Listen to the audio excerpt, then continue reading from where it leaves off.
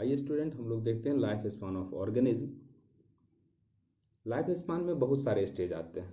उसमें से पहला स्टेज है जुवेलिनिटी, दूसरा है मैच्योरिटी, तीसरा है ageing and senescence and fourth stage है डेथ। ठीक, अब इस चारों स्टेज के बारे में हम थोड़ा सा डिटेल से भी पढ़ेंगे। और एक लाइन लिखा गया है कि नो ऑर्गेनिज्म या individual is immortal except single cell, that is amoeba. ठीक, कोई भी ऑर्गेनिज्म ऐसा नहीं है जो कि इमॉर्टल है, जो कि कभी मरेगा नहीं, एक्सेप्ट अमीबा। जितने भी ऑर्गेनिज्म अर्थ पे आते हैं, और एक्सेप्ट अमीबा बस एग्जाम्पल लिया गया है, तो उन सभी ऑर्गेनिज्म का डेथ फिक्स है। जितने भी ऑर्गेनिज्म का बर्थ हुआ है सभी का डेथ फिक्स है।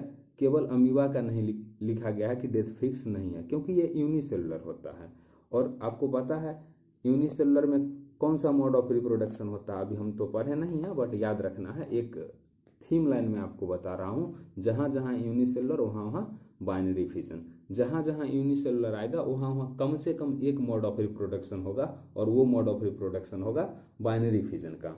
तो बाइनरी फिजन आपको पता है कैसे होता है कि एक ऑर्गेनिज्म है, ये दो पार्ट में डिवाइड होकर के दो ऑर्गेनिज्म बनाएगा, तो इसको कहते हैं बाइनरी फिजन।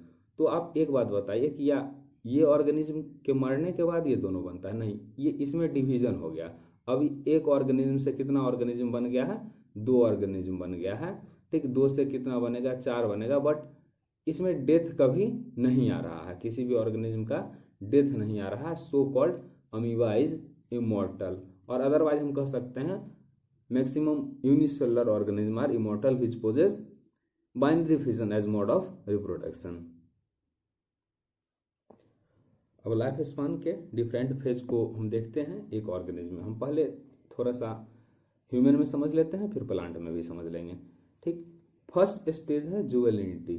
ये स्टेज कहाँ से कहाँ तक होगा? मान लीजिए ये एक बेबी है, इसका आज बर्थ हुआ है, अब ये ग्रो करना स्टार्ट हो गया, और आज ये 10-12 साल का समझिए हो गया है। ठीक, अब इसकी एबिलिटी हो गई कि ये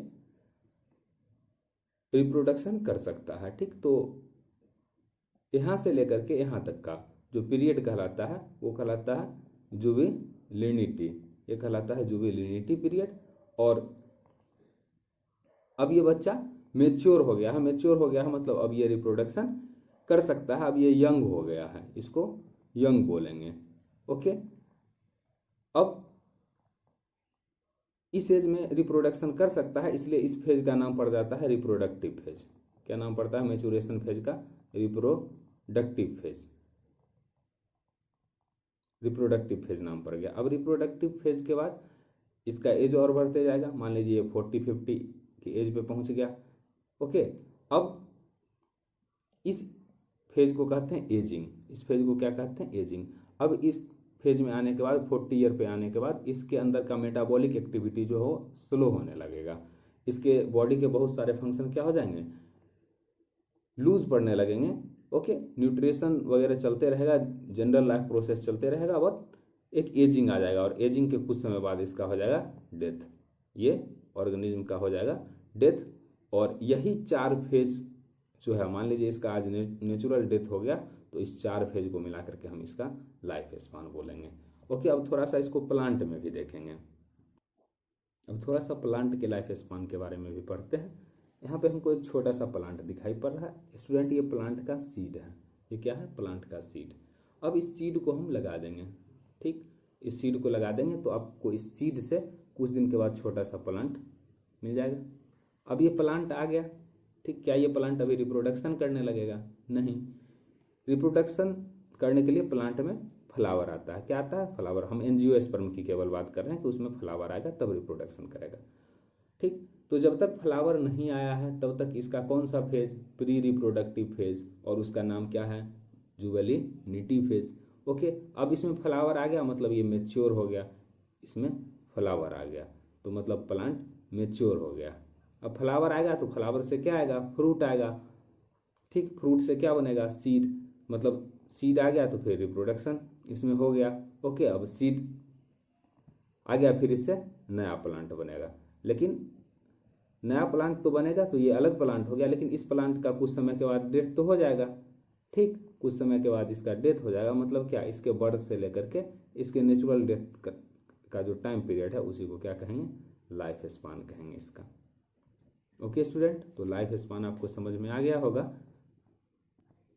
ठीक, अब पर्पस ऑफ रिप्रोडक्शन देखते हैं। ऐसे हम ये पढ़ ही चुके हैं पर्पस रिप्रोडक्शन का क्या है, व्हाई रिप्रोडक्शन कहने का मतलब यही था। इसमें सबसे पहला है रिप्रोडक्शन का पर्पस है कंटिन्यूटी ऑफ स्पेसीज। कोई भी एक स्पेसीज है ये आगे भी कंटिन्यू रहे, इसलिए क्या होता है, रिप्रोडक्शन होता है। दूसरा है population organisation.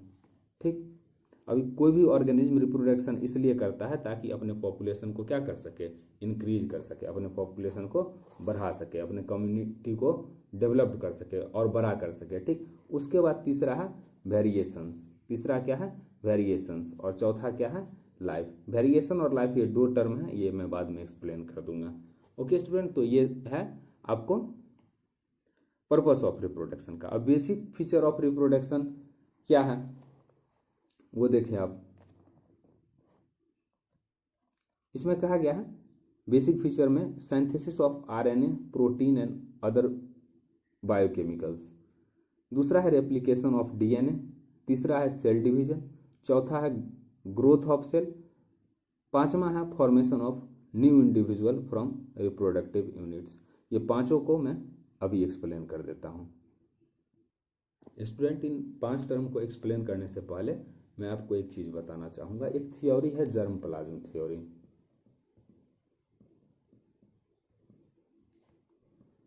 Germ plasm theory. Okay, तो हमारे बॉडी में जो है 2 टाइप के सेल पाए जाते हैं। एक पाए जाते हैं सोमेटिक सेल और एक पाए जाते हैं जर्म सेल।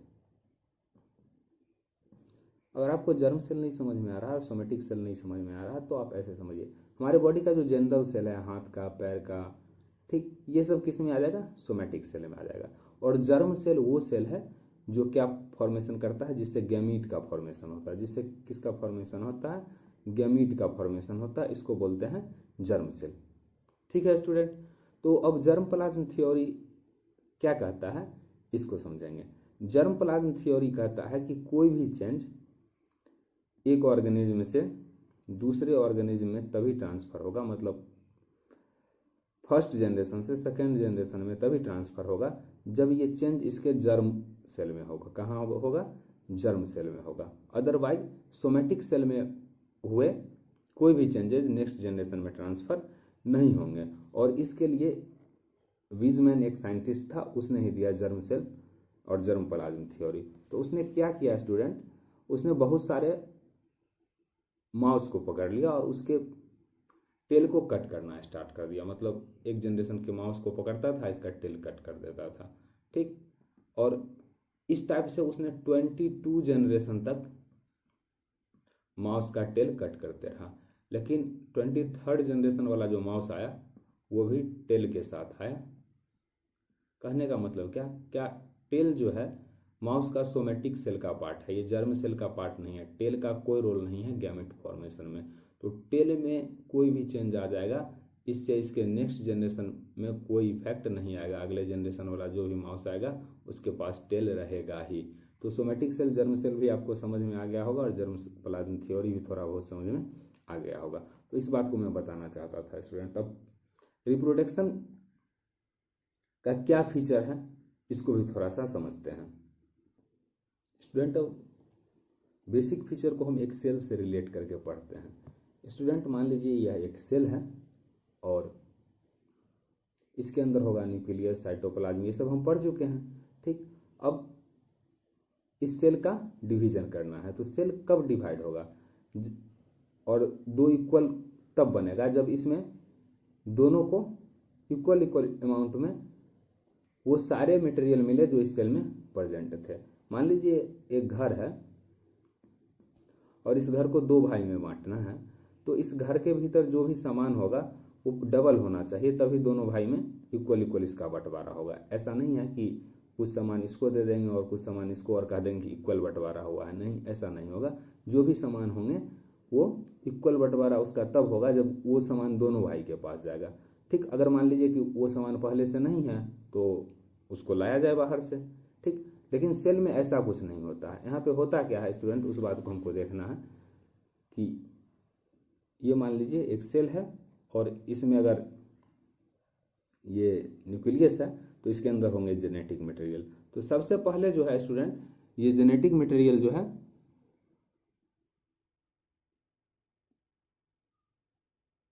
तो इसके अंदर का जो जेनेटिक मटेरियल है वो डिवाइड करना स्टार्ट कर देगा। जेनेटिक मटेरियल में आता है हमारा डीएनए, डीएनए का डुप्लीकेशन हो जाएगा, इससे आरएनए बनना स्टार्ट हो जाएगा, आरएनए से प्रोटीन बन जाएगा। तो ये सब कुछ इसके अंदर बनना स्टार्ट हो जाएगा। ये सब कहाँ हो रहा है, सेल के अंदर। सब कुछ सारा फेनोमेना सेल के अंदर चल रहा है, ठीक।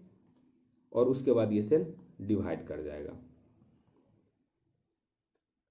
फिर क्या होगा, सेल का ग्रोथ होगा। ये सेल जो है इसका ग्रोथ होगा, ये सेल बड़ा होना स्टार्ट कर देगा, ओके। और फिर ये बड़ा होगा, फिर इसमें डिवीजन होगा, फिर ये नया सेल बना देगा। तो कुछ ऐसा ही जो हम माइटोसिस मियोसिस में पढ़े थे वही क्या होता है, रिप्रोडक्शन का भी फीचर है। हम इसको बस एक सेल से अभी आउटलाइन में समझ लिए, इसको और बाद में समझेंगे।